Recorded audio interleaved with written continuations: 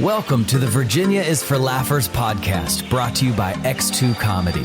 If you're looking to get more out of your Shenandoah Valley experience, then this is the podcast for you. You'll meet interesting people, musicians, and comedians that perform here and find out more about what you can do and see. Whether you live here or plan to visit, listen to explore what makes our unique slice of heaven. Now here's your host, Don Davis Womack. Hello, Laughers. I'm super excited to introduce you to local creators, writers, and producers of a new kind of comedy experience. It's a radio comedy play called Help, My Baby's a Rat. We have Tim Wiggins and Jake Girl on the show today from Third Story Studios. The story is about a couple whose newborn suddenly turns into a gigantic rat, featuring local actors and community members.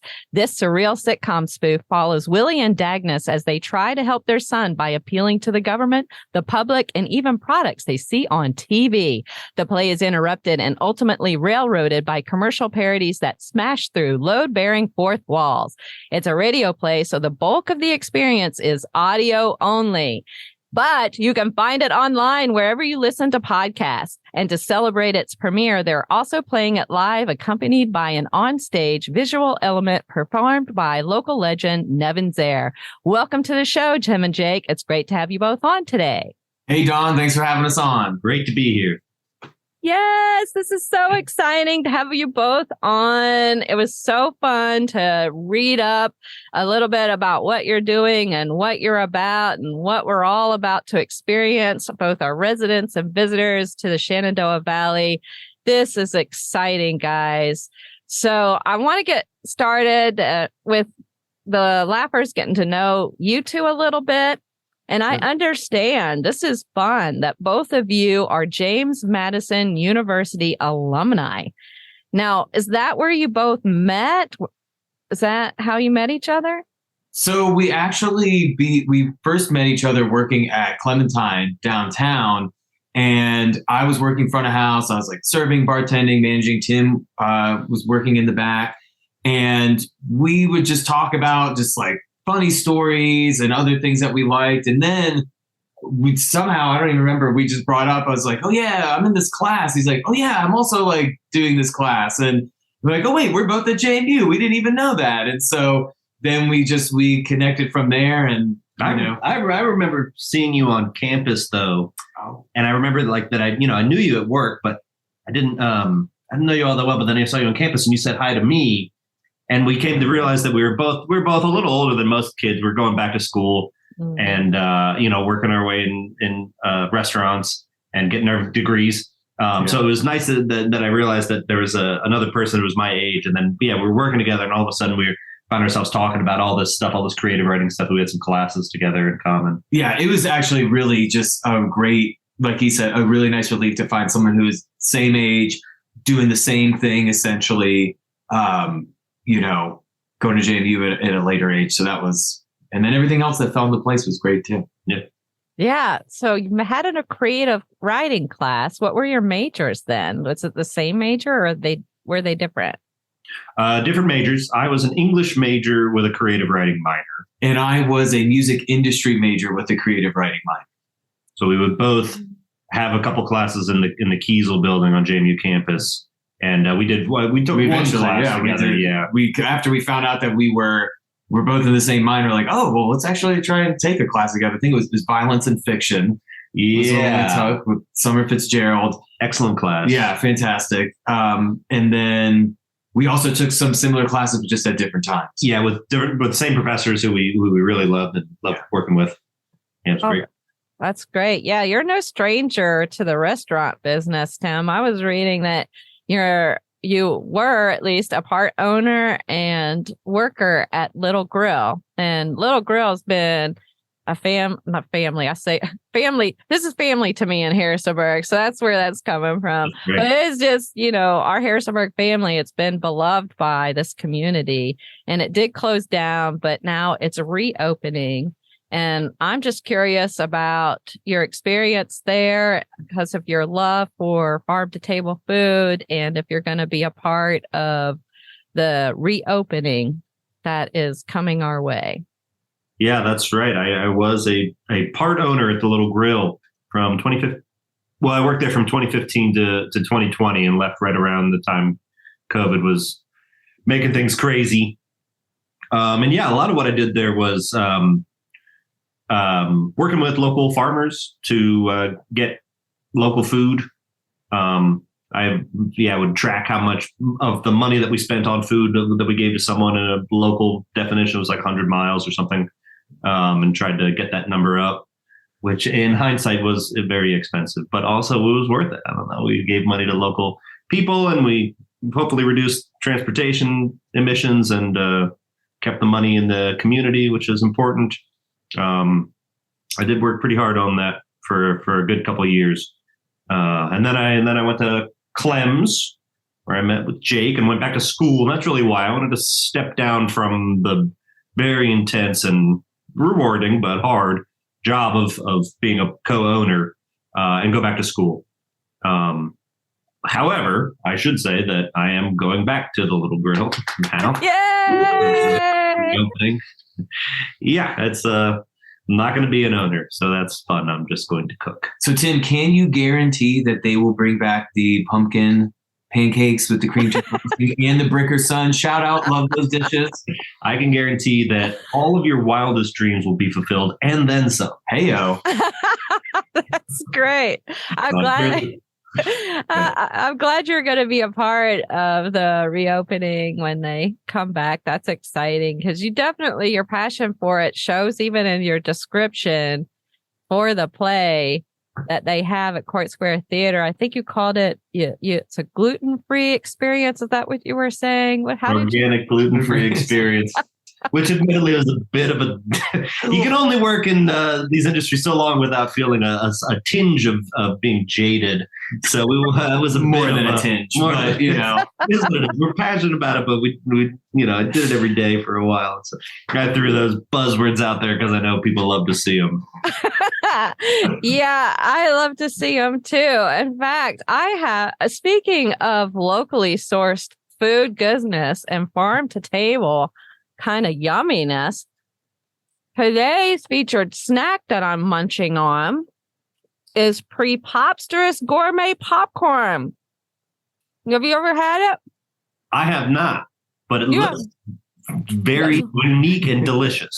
It is unique and delicious. I am tasting the cinnamon flavored popcorn. It's red. It is totally red. I picked it because it's February right now, and I thought red, why not?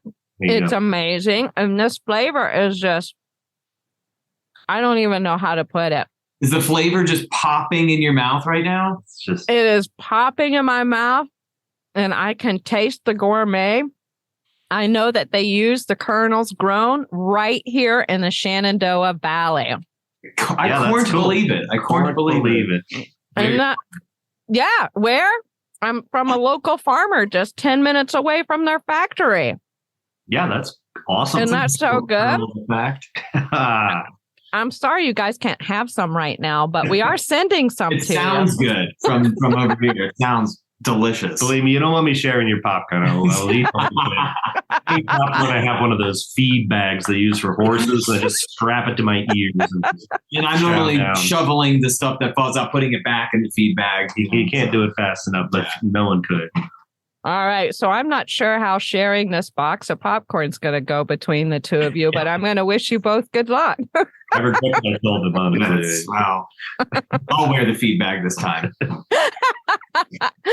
And laughers, we have a discount promo code for you to get some of this wonderfully delicious PrePOPsterous popcorn using promo code LAUGH15. Just visit their website today at PrePOPsterous.com. That's PrePOPsterous.com. And you can see all their sweet and savory flavors. Yum. Pop. Now back to our regularly scheduled episode. I have so many more questions for you guys. I'm excited to find out the answers. The next one is, what prompted the creation of this project of you two doing it together? Well, initially it started with Tim and I. We were going back and forth once we had a class, that writing class together, and we we really liked the workshop environment, and we wanted to workshop more. So we got together outside of class and we brought other stories and scripts and whatnot. And so Tim had this one for Help My Baby's a Rat. And I looked at it and I was like, man, this is really good. We should do something with this. Yeah, that's right. Cause, he had heard an earlier project that I was working on, and asked, if I wanted to revise that. And I didn't, I wanted to kind of move on from that one, but I had these other scripts. I had Help My Baby's a Rat. And like you said, we would just meet outside of class and give each other stories and things. And I remember just giving you a big manila envelope full of stuff. I still have it. Yeah. That's on my bookshelf. And that was one of them. And so we talked about, producing something. And I remember we were just like, well, this is already written. Like, why don't we just do this? Yeah. It'll be easy. Foolishly, we thought. Were such babes thinking it would be. But it was, it was great too, because around that time I was gearing up for an internship with a company in Richmond called Stereo Couture, fantastic audio production company. And so I was feeling more confident in my skills for audio production, because I was working with them doing audio for like children's shows on Netflix and other commercials with, just audio-based needs. And it worked out perfectly because I took all those skills and was able to translate it to this project. Yep. Wow. That's really great. I love how you all just kind of synergized together, which is really amazing. So I'd love to have you both speak next about your style and aim as creators, writers, and producers. Good question. Style and aim. I don't know. I like smart, cerebral comedy that really makes me think and makes me wonder and just like be amazed at the crazy places the writer's brains went. I like stuff that I have to pause and look things up. And I like things where on the second and third and fourth run through, I'm still catching new things and new jokes, either because I was laughing the first time or I just didn't get it. And then I heard it. I'll still watch shows where I catch new jokes, and a lot of shows that we both like are that way, that they're so dense, they're so rich and subtle sometimes that you get these jokes later on. So that's a big inspiration. It's part of my style is to try and create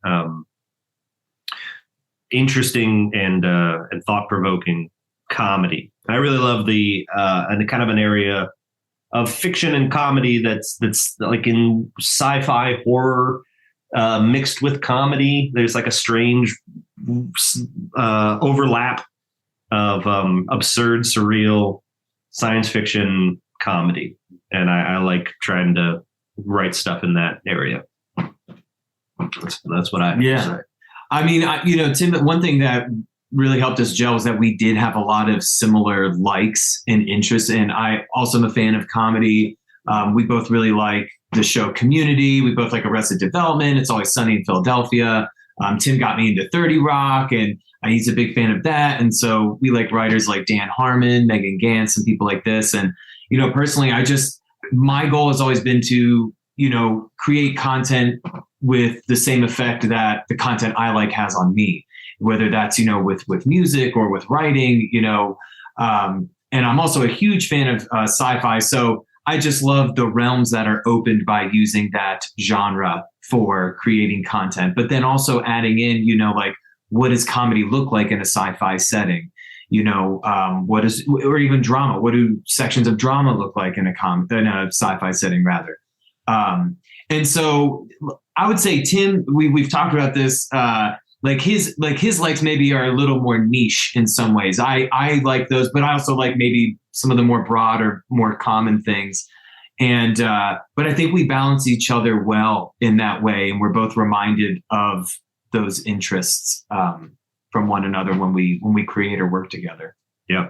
And I would just if I can add too about like some of the genres and styles we like are totally enabled by the media that we presented in, like radio. The choice to do things in radio, we don't have to show anything. All we have to do is write and basically come up with sound effects for it, find a way to make someone imagine it through sound. So, obviously with cartoons too, animated stuff, you can draw something that you don't have to film.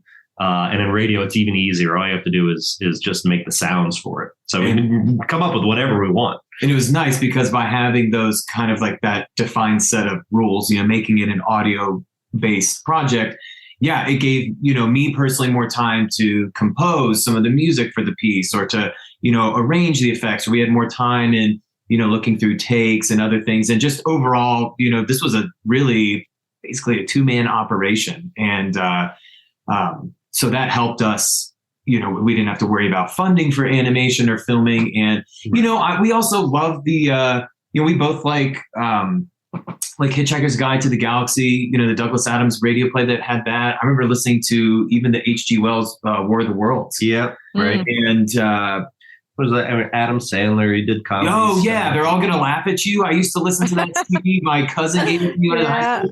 And when Tim brought this up and he wanted to do a radio play with it, I thought, wow, oh my gosh, I used to love that. And it really just kind of reinvigorated this love for, audio-based projects. Yeah. That's amazing. So if I understand you correctly, then Help My Baby is a Rat was originally written to be a radio play. You didn't adapt it to a radio play. Is that what I'm hearing? Yeah. Okay. So in years ago, I don't know, 2015, 14 or something, I had a friend who wanted to make a podcast, and I didn't know how to wrap my head around the podcasts that were coming in. That's more like this, where it's very extemporaneous. I just wanted to write scripts. So I started writing scripts for what would become another project called PBNR. But yeah, I just sort of, I was enamored with radio because, again, you can kind of do whatever you want with it.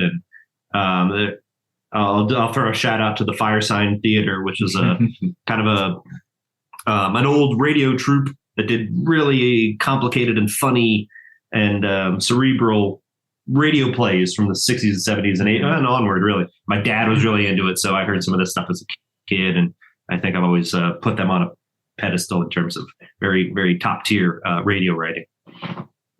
That's really great. I mean, that was our form of entertainment for everything, including comedy, before we had TV. And now we have podcast platforms. It's an opportunity to modernize it, basically, and bring it back. I think this is really exciting what you two are doing with that. It's amazing. It's been fun. And it's been, for me personally, it's also been just a nice, fun challenge in a way, because you don't have the benefit of a visual aid, in listening. So for me, at least in the means of production, it's been great to, how can I give depth to, like, physical depth? These characters, they're walking up, they're walking back, they're searching around for something, there are asteroids hitting this spaceship. How can we make that sound, cogent or realistic, I guess? Or our favorite buzzword we've had this whole time is verisimilitude. So bringing the reality things together. So and it was nice when Tim said it was a radio play. I thought, that's something. We have podcasts, but there's Welcome to Night Vale is one. They're out there. They're I'm on the Reddit now. There's the audio drama subreddit, and there's some comedies, but it's still pretty niche, as I understand it. Podcasts are obviously very popular, but fictional podcasts are even rarer, and then scripted fictional podcasts, I think, are more rare. There's a lot of improv out there too, which is great. But the scripted stuff is, well, like I said, it's out there. But we hope to work our way into that, perhaps. Mm-hmm.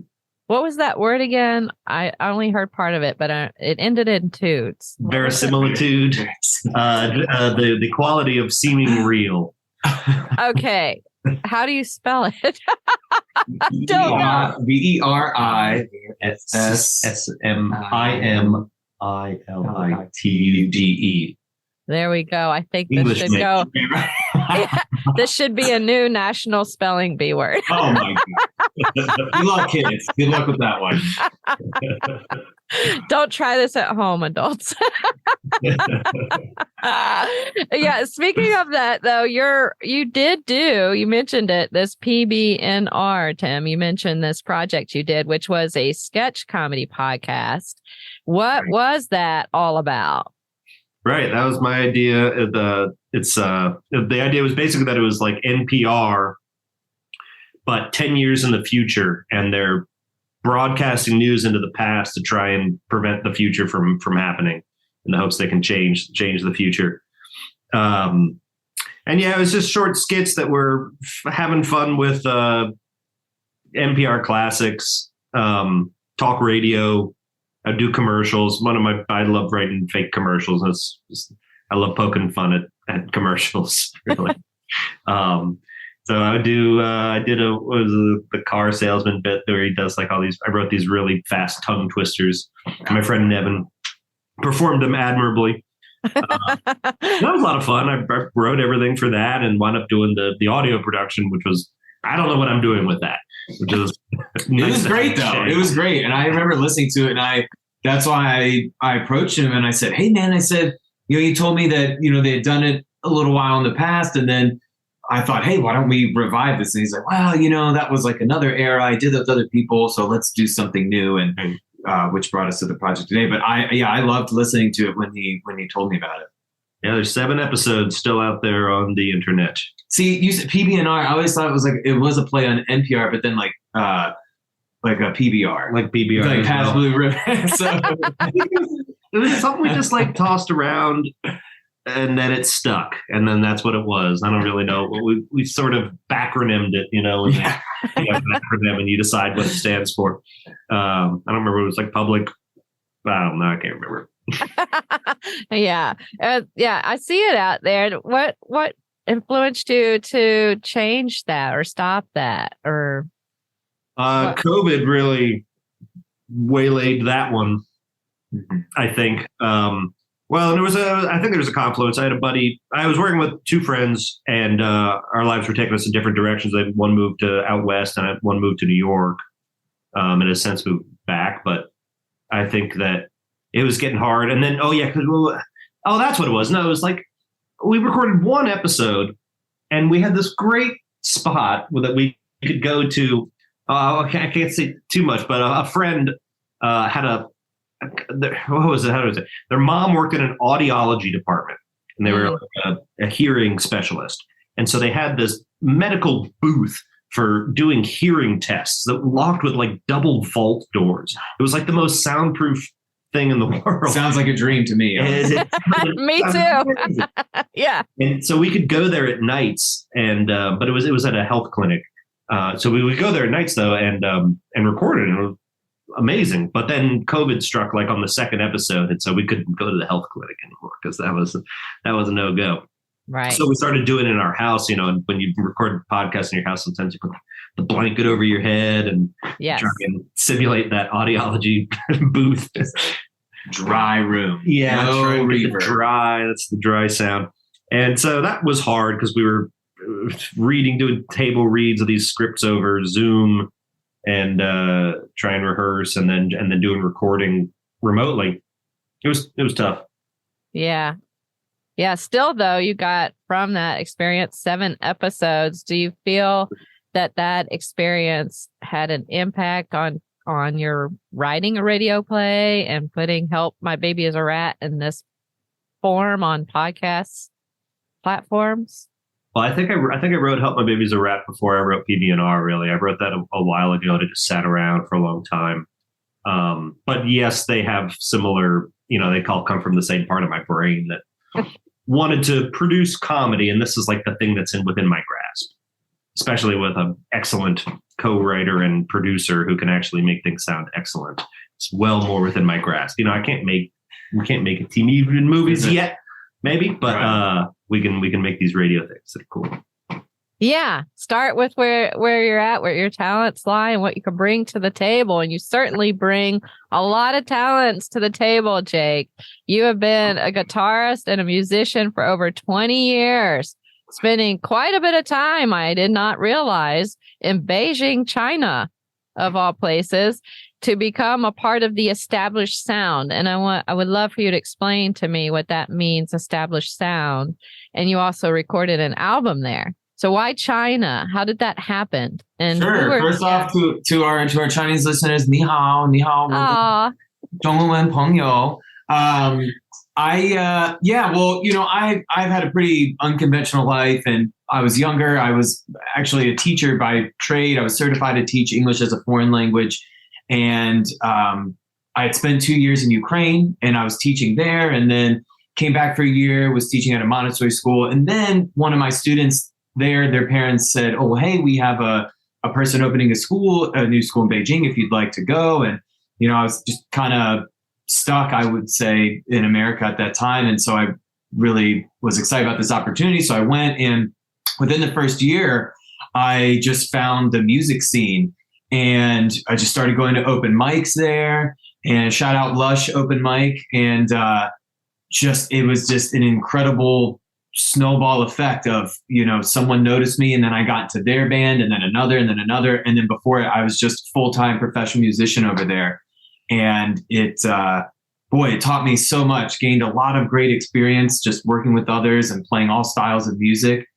And honestly, helped lead me to just make the decision to return back to the US to pursue music production and audio production. As far as bands and whatnot, probably one of the biggest ones there was Stevie Mac and the Mac Daddy. Shout out Stephen McKinney. They were the first band I joined, big 11-piece group. We had horns, keys, backup singers, solid rhythm section.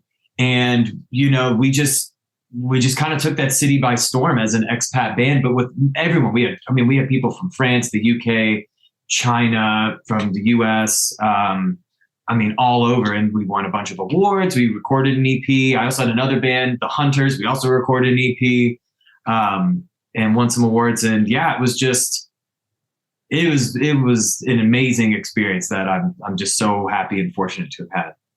That's an incredible experience. I must ask you though, what is an expat? I don't understand. Oh, so expat meaning like an expatriate. Basically, you're someone who either immigrates over to another country or city for various purposes, if it's work or living. Normally if you are in another country outside of your own, you are an expat. Oh, wow. See, I learned something today, Lappers. I love it.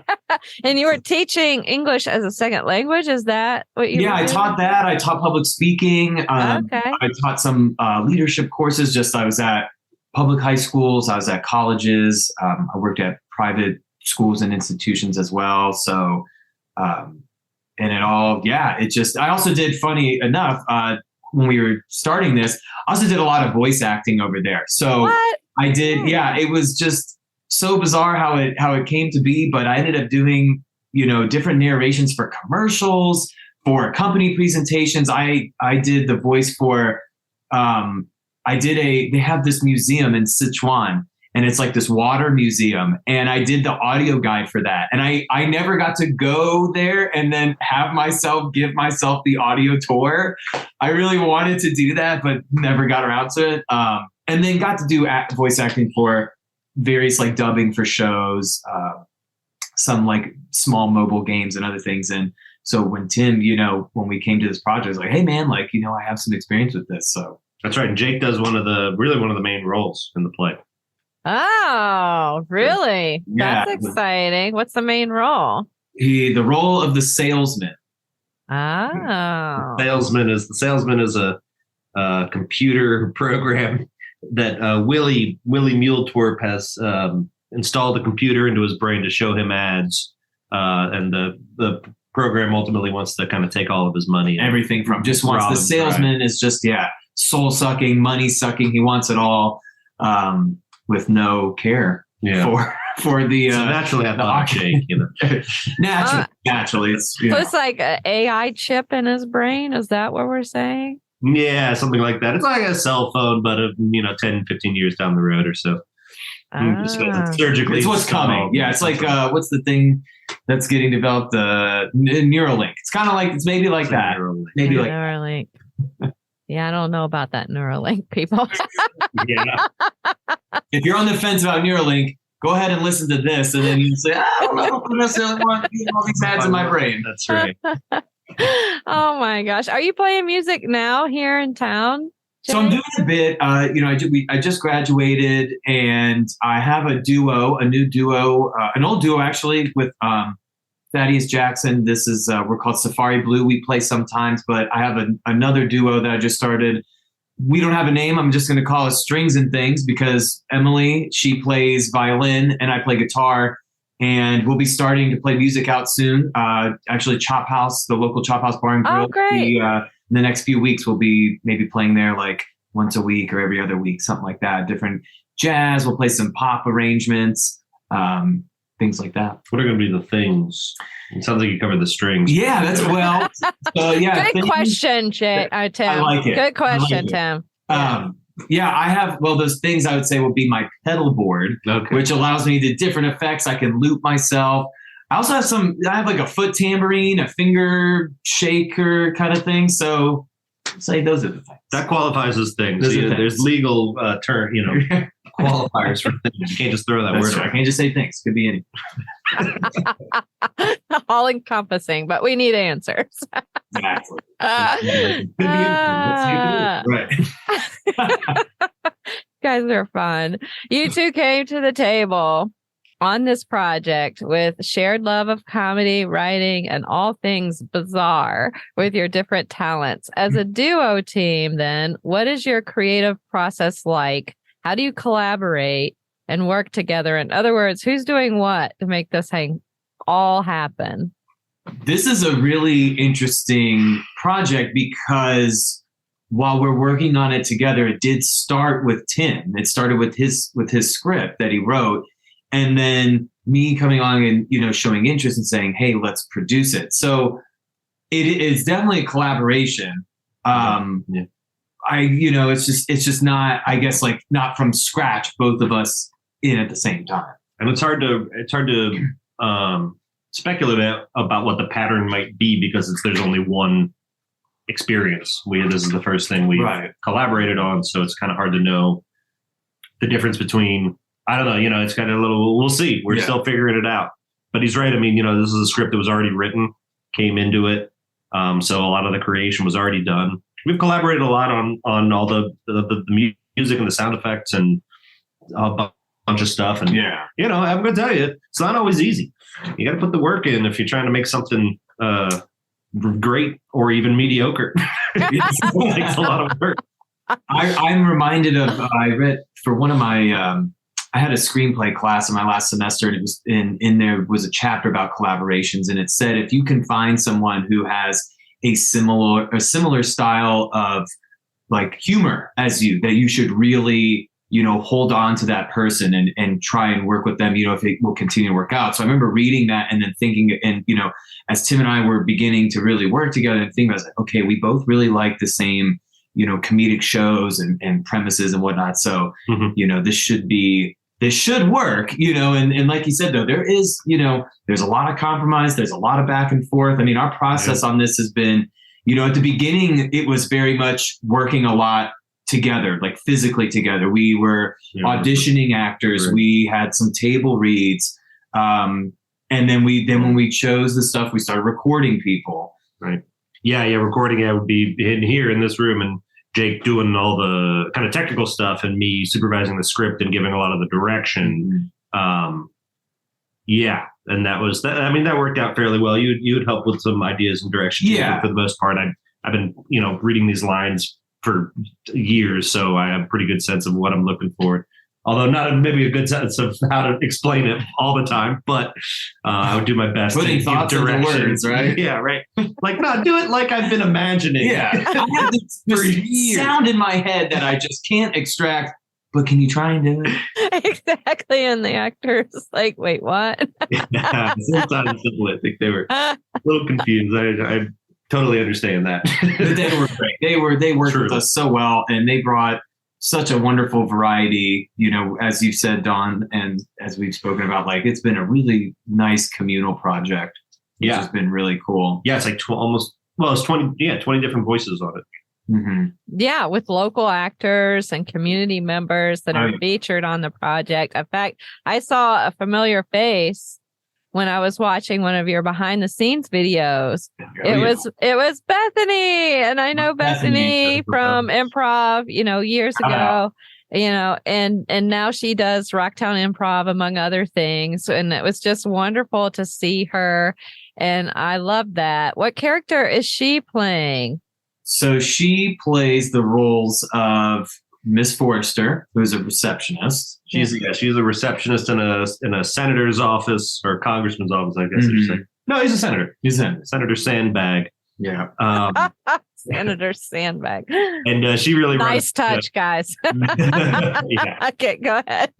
She's running the office. The senator is pretty oblivious, and she sort of is a bit bored of trying to help run everything for the senator. I'd say it's not a huge part, but it is fun. It's great. Her voice was wonderful. So she's that. She's also an elderly woman named Eleanor who's trying to mail a birthday card to her son. It's a smaller role, but she has that. And then she's also one of the protesters. She's one of the protesters, right? She's a bored parent with a Twitter account. Yes, exactly. That's her line. That's one of her lines. So the piece is just chock full of these tiny little roles because a lot of the way we describe it is that it's the sounds of a guy watching television on the last day before the world ends. I know that sounds much different from the intro that you read earlier, but that's another way of looking at this piece is that it's a guy channel surfing. So you'll hear a lot of channel clicks, and sometimes we get a little fraction of a sentence. Sometimes it's a slightly longer bit, a little skit, perhaps even. And Bethany does a lot of those parts, so there's a lot of little lines. Okay, and that's a lot. So she's playing multiple characters. And then you have the salesman, which is you, right, Jake? What are some of the other characters we'll experience? I want to shout out real quick, Rocktown Improv, because I perform with them as well. And they John Huffman and Jonathan Stewart, they were two people who gave their voices, and they are also so fantastic. They are. John. So, other roles we have... Willie and Agnes. Willie and Agnes are the main ones. Yeah. The Mule Twerps. The Mule Twerps, played by Bob White and Shannon Mr. Wilson. That's right. Great. Yeah. I'm familiar. Experience. Tim has roles as well, so let's point his out. So Tim actually has one of the main roles, which is the Watcher. And as he said, it's, from this plays from the point of view of a guy who's, escaping the true reality by watching, what's going on TV. He's channel surfing, and so for the most part, he's watching this play called "Help My Baby's a Rat," and that's where we hear the bulk of the content of the play. It's Willie and Agnes trying to help their son Benny, who's turned into a giant rat. But the Watcher, he's still watching TV every once in a while. He wants to get up and get some chips or make a phone call, take out or something. So we'll hear his voice kind of come in.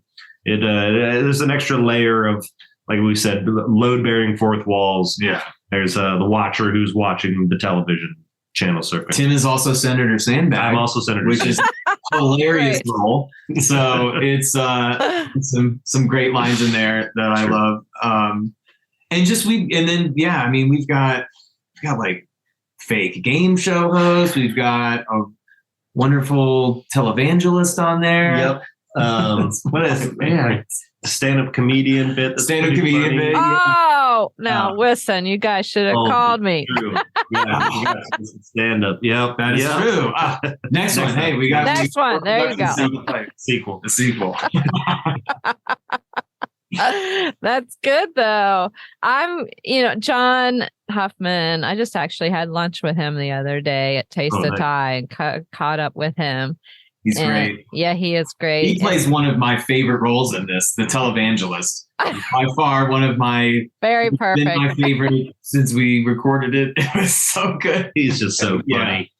He's hilarious, and so is Stewart, Jonathan Stewart. And Jonathan Stewart has a big role because he's the narrator.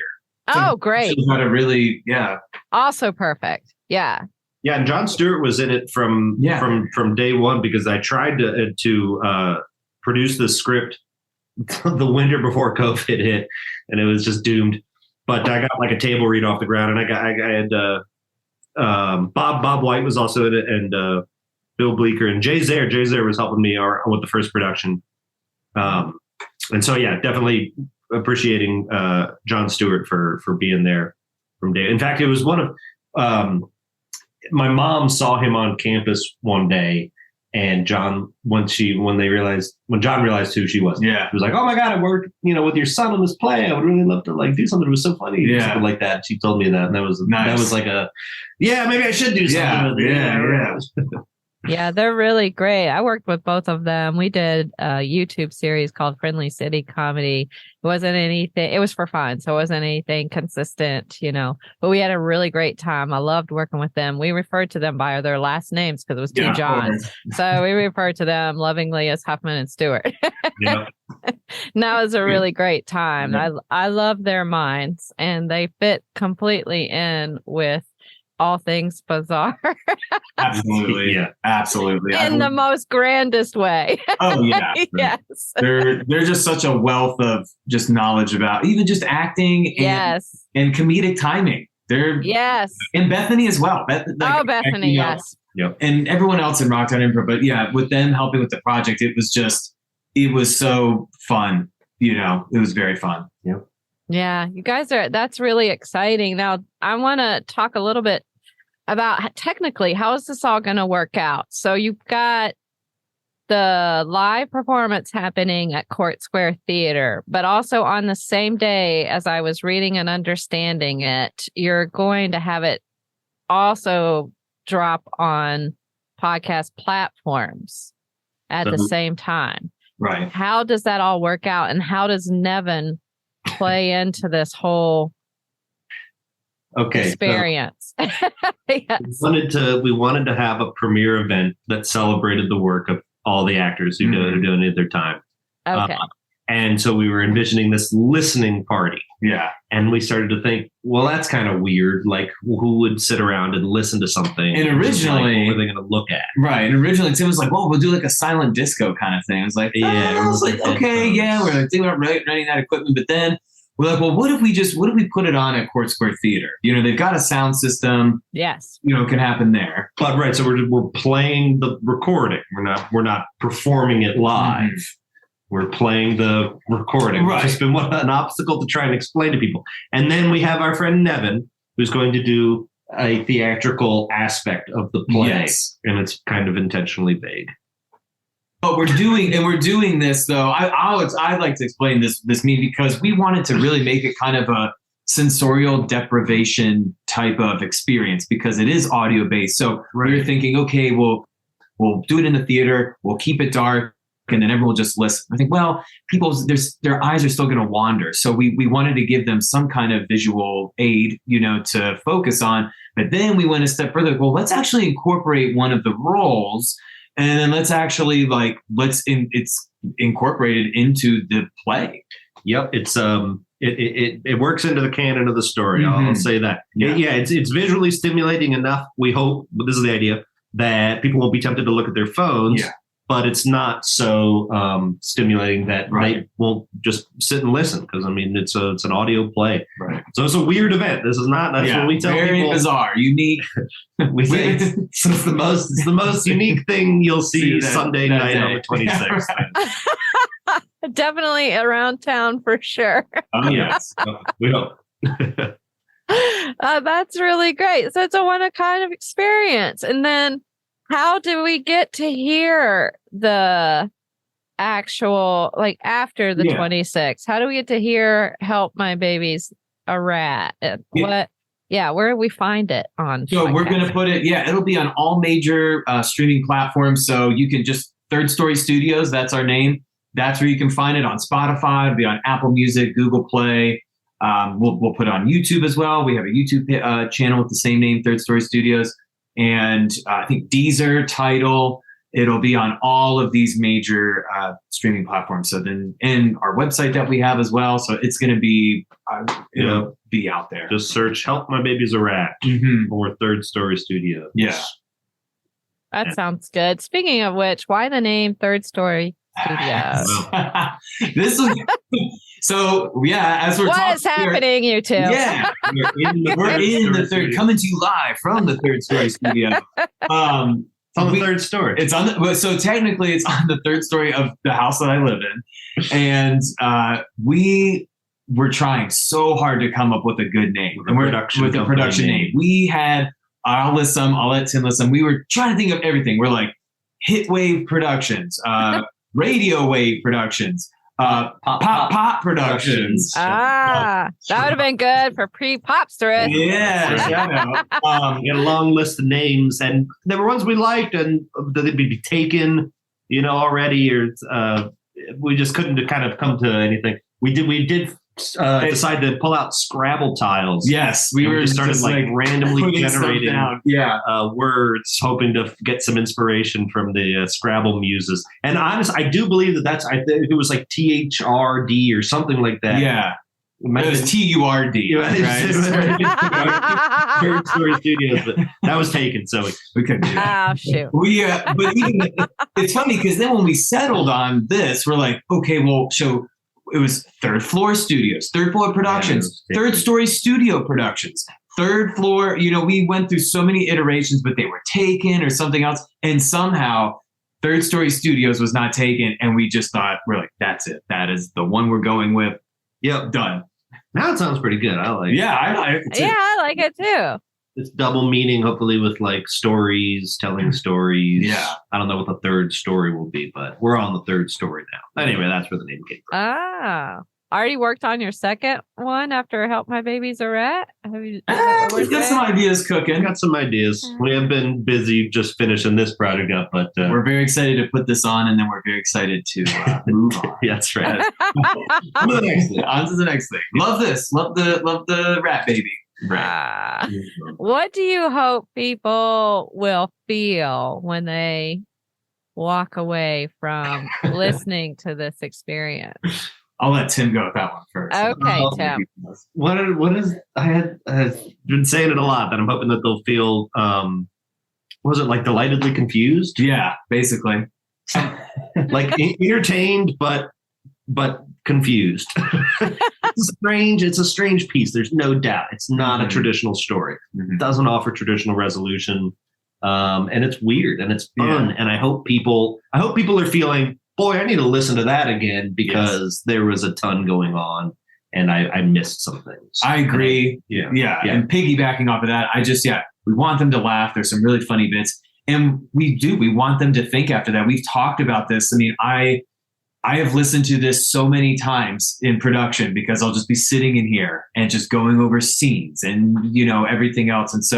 And I'm just really listening and analyzing that. And I'm realizing, there's these layers to it. Or, there are these, kind of these thought bubbles that come after, the end of a scene or the end of the whole thing even, I think is really going to leave people with a sense of like, what did I just listen to? What does that mean to me?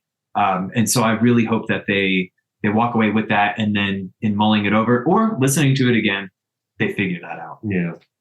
We want them to laugh. We also want them to wonder a little bit too and think, what the heck was it? Yeah, exactly. I gotta listen to that again. Yeah. What did I just hear? What in the world was that? And then they run home. Is my baby a rat? I don't know. That's great.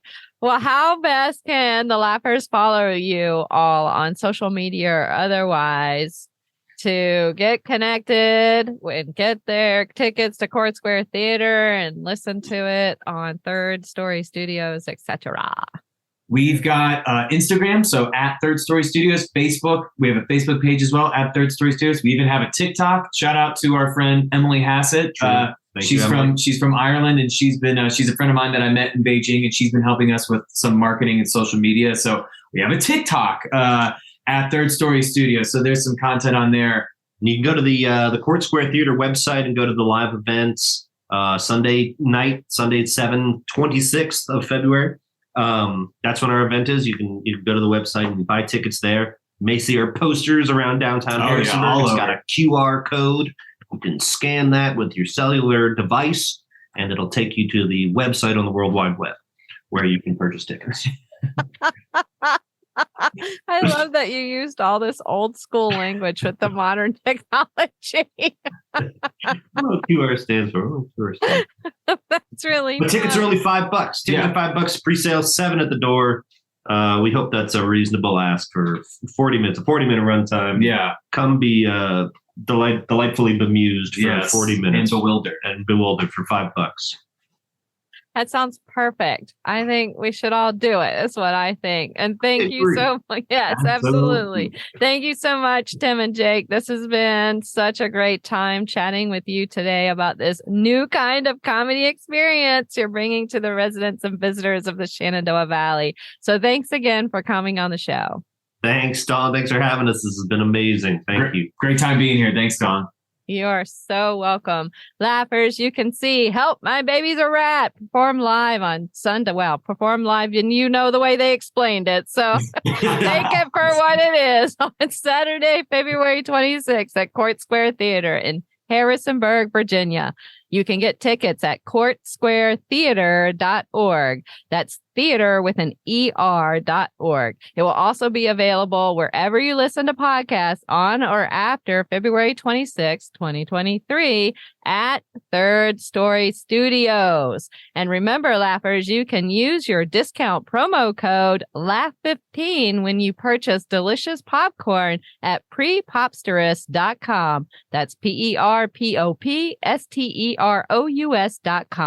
And lastly, and most importantly, thanks for tuning in, Laughers. Out of all the podcasts out there, you picked us, and we think that's pretty darn special, just like you. Until next time, keep smiling. Bye. Bye. Thanks for tuning in to this episode of Virginia is for Laughers podcast, brought to you by X2 Comedy. We'll be dropping a new podcast every Wednesday, so check back for another uplifting episode. Come to an X2 Comedy show or let us bring one to you. To find out more, head to x2comedy.com. Be sure to share this podcast with a friend, and until next time, cheers.